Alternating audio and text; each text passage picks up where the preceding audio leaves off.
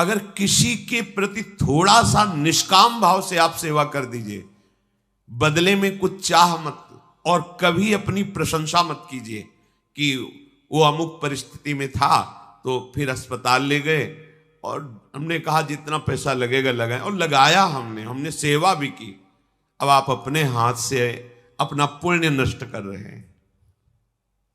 यह अहंकार उसे बर्दाश्त नहीं कर पाता, इसीलिए वो दूसरों को सुनाना चाहता है कि मैंने ये सेवा की।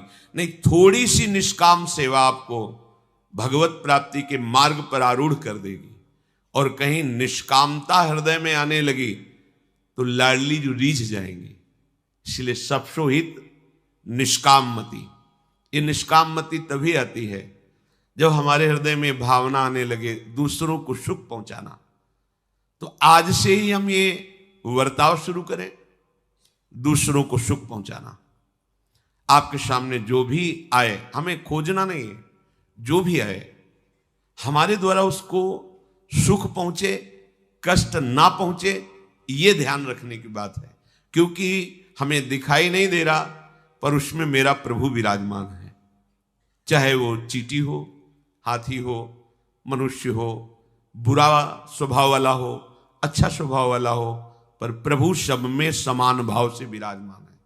सच्ची मानिए, इससे बड़ा कोई पुण्य नहीं है, पाप नष्ट करने का इससे बड़ा कोई उपाय नहीं है।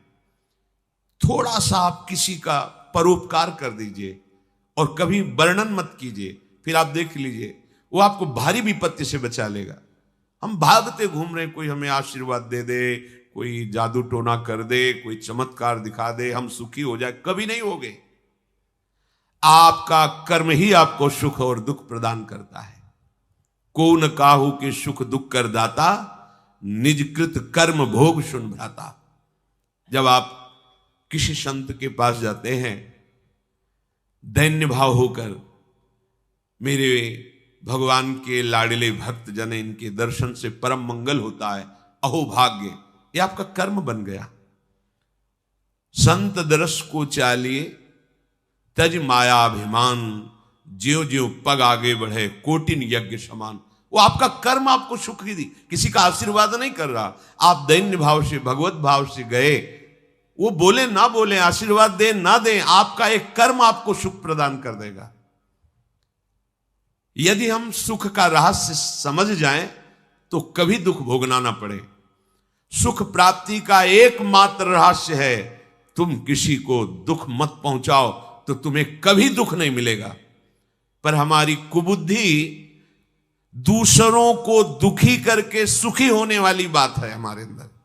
दूसरों का छीन करके सुख, हम सुखी हो जाए, कभी नहीं हो सकते, कभी नहीं हो सकते। परहित सरिस धर्म नहीं भाई, पर पीड़ा सम नहीं अधमाई। यदि हम दूसरों को दुख देते, इससे बड़ा कोई पाप नहीं है, और दूसरों को सुख देने की भावना कर ले, इससे बड़ा कोई धर्म नहीं है। कर्मयोग का सबसे बड़ा भाव किसी को दुख ना पहुंचाना। वाणी बहुत संभाल के बोले, कोई पैसा नहीं लगता, प्रिय बोलने में कुछ खर्चा नहीं होता है, आपका मंगल हो जाएगा। वाणी एक अमोल है, जो कोई बोले जान, ये तराजू तौल के तब मुख बाहर आन। बहुत संभाल कर बात कीजिए।